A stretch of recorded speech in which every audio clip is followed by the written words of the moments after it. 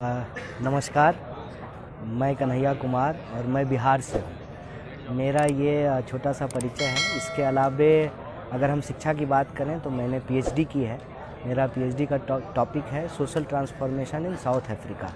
Nelson Mandela जब jail से निकल करके आए, नया संविधान वहाँ पे बना और डेमोक्रेटिक प्रोसेस से, कॉन्स्टिट्यूशनल प्रोसेस से सोशल ट्रांसफॉर्मेशन कैसे हुआ, कितना हुआ, उसको जो है हमने अपनी पीएचडी थीसिस में लिखा है, उसको ऑब्जर्व किया है।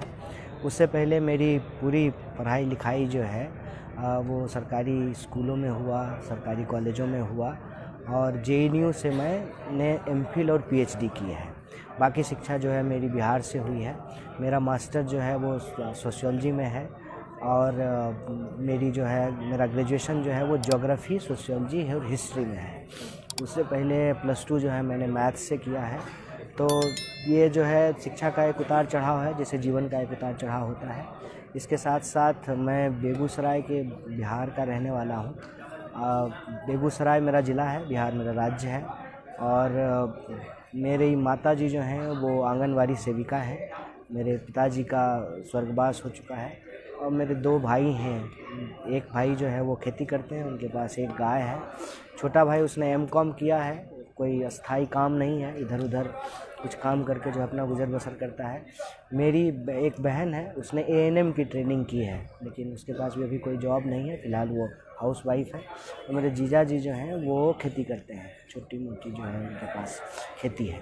तो ये मेरा पारिवारिक पृष्ठभूमि है। और राजनीतिक जीवन का जहाँ तक सवाल है तो मैं 2002 में ऑल इंडिया स्टूडेंट फेडरेशन का मेंबर बना था, +2 पास करने के बाद। बेसिकली मैं +2 में था और 2004 से लेकर के 7 तक जब मैं कॉलेज में था तो ऑल इंडिया स्टूडेंट फेडरेशन का यूनिट का प्रेसिडेंट था। फिर एक जो है लंबा सांगठनिक अनुभव रहा, लगभग जो है 20 साल तक जो है हम किसी न किसी तरह से सामाजिक और राजनीतिक तौर पर सक्रिय रहे।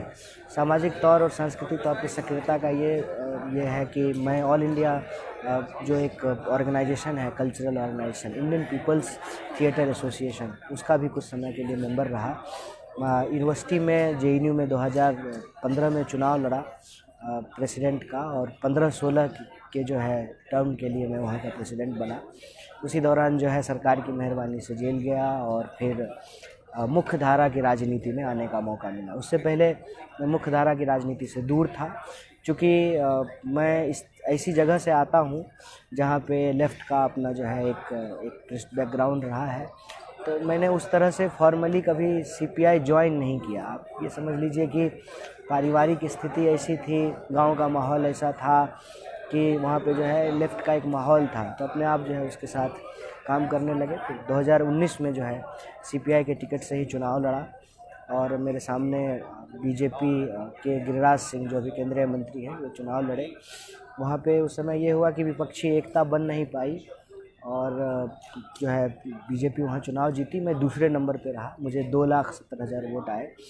और फिर जो है 2 साल कोरोना का दौर रहा और कोरोना में अलग अलग तरीके से हम लोग सक्रिय रहे, लोगों की मदद करते रहे।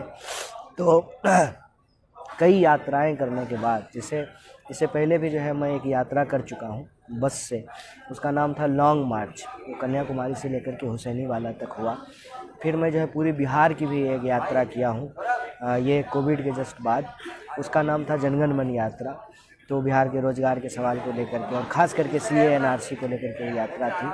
तो कई तरह की जो है चुनाव लड़ने के अलावे कई तरह के सामाजिक राजनीतिक चीज़ों में सक्रिय रहा और इसी प्रक्रिया में जो है यह राजनीतिक समझदारी बनी कि अब मुख्य धारा की ही अगर राजनीति करनी है, क्योंकि उससे पहले हमारा ये कभी प्लान नहीं था। अमूमन एक सामान्य विद्यार्थी की जो इच्छा होती है कि पढ़ाई ख़त्म करें और नौकरी करें, तो देश की राजनीतिक परिस्थितियों के चलते, सरकार की जो एट्रोसिटी है उसके चलते जब मुख्य धारा की राजनीति करनी पड़ी और उसमें आए हैं, तो फिर ये निर्णय हुआ कि फिर मुख्य विपक्षी दल के साथ ही रह करके काम किया जाए, क्योंकि अपनी अपनी छोटी छोटी धाराओं को अलग बांट करके रखने का कोई मतलब नहीं है। सामने जब भ्रष्टाचार का, नफ़रत का, लूट का, बेईमानी का इतना बड़ा समंदर हो, तो छोटी छोटी धाराओं में बट कर रहने का मतलब नहीं है। सबको एकजुट होना चाहिए और एक जो है उस समंदर के सामने जो है विपक्ष का एक एकजुट चट्टान, एक पहाड़ खड़ा करने की आवश्यकता है।